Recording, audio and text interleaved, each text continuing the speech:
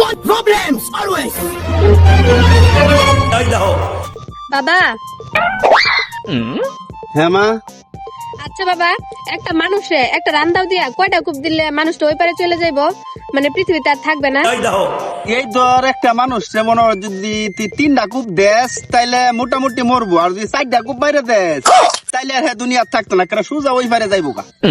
আচ্ছা বাবা, সেই বাড়ির আউল কাকার মেয়ে যে ভাগ্যে গেছে গে, সেটা তুমি জানো?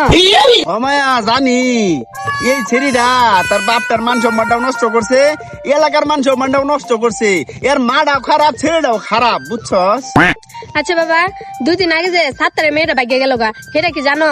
হমা এটা জানি, ছেলেটা ভালো আছিন, কিন্তু মানুষের যুক্তি পইরা এই কামটা করছে, আর করতো না তো কেরবো।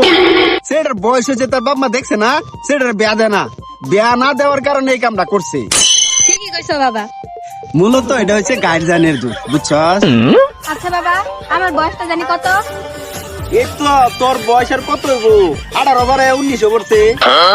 আচ্ছা বাবা, হেরা যে ভাগ্যে গেছে গা, হেগর বয়স কত আছিল? আমার ছোট নাকি আমার বড় ছিল? আরে মায়া, হেরা তোর শুরু 1-1.5 বছর 2 বছরের শুরু। ঘটনা হয়েছে কি, যুগে ভাই আলছে, যুগ তো ভালো না। আচ্ছা বাবা, এই পর্যন্ত আমাদের এলাকা থেকে কয়টা মেয়ে ভাগ্যে গেছে? এই তো আমরা এলাকাতে এই পর্যন্ত, মানে তুই বুঝবো নেওয়ার পরে এই তো 6-7 জন গেছে ভাগ্যা, কিন্তু ভাগ্যাকে শুয়ে নাই। আচ্ছা বাবা, যাই হোক, ওরা তো ভাগ্যে গেছে, আর আমি কিন্তু 8 নম্বরে আছি। এলা মায়া, তুই এটা কি কস? এটা কথা কওয়া ভালো না। বালা না বালা বুঝি না, আমরা তাড়াতাড়ি বিয়া দিয়ে দিবা, আর নাইলে আমি কিন্তু ভাগ্যে যাইব না। যে শীত পড়ছে, কোন দিন জানি নিমুনিয়া মরে যায়। এলা মায়া, তুই এটা কি কস? এটা কাম ভালো না। হ্যাঁ বালা না, উপরে যখন যাবি বালা লাগবো।